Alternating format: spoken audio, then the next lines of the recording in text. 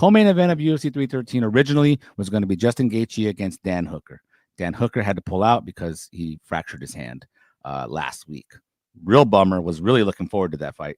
Hell, I would have been ready to tell you this on this episode. My overreaction would be that's going to be the fight of the year, and we still have 9 months to go, right? Probably would have been ready to do that. Okay, but instead we're going to get Justin Gaethje against Rafael Fiziev in a rematch. I just called him Rafael Fiziev. He's not Brazilian. Rafael Fiziev. Geez, see, I just said that. Anyway, we're getting Fiziev and Gaethje. It's a rematch. They fought back in March of 2023. It was a hell of a fight. Gaethje won it by majority decision.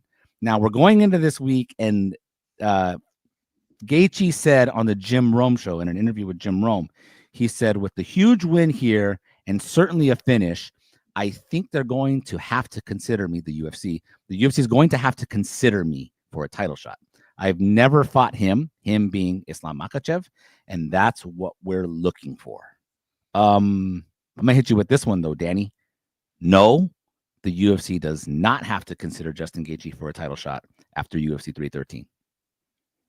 Yeah, that's not an overreaction at all. I mean, the dude got knocked out pretty bad at UFC 300, and that was his last performance against the guy who eventually went up against the champion and got knocked out at 145, and now has moved up. No, I mean, yeah, of course, Justin Gaethje has star power, and we know that like he doesn't have to make doesn't need to have nearly as long of a wait as other contenders in terms of a title shot. He can always pick up 1, 2, 3 wins, and he's right there. But like the dude just got knocked out. And he's fighting a guy that's coming off 2 losses and hasn't fought since 2023. I'm sorry, but how the hell does that get you a title shot? And I love Justin Gaethje. To me, Ilia Topuria is up there. Very interesting option. Charles Oliveira. I mean, if we're talking about like fans getting behind a fighter, fans would love to see Charles Oliveira in a title fight. Like, and he's on he just beat Chandler. So no, but that's a rematch. Gaethje, but Justin Gaethje would tell you, he would argue with you though, that that's a rematch.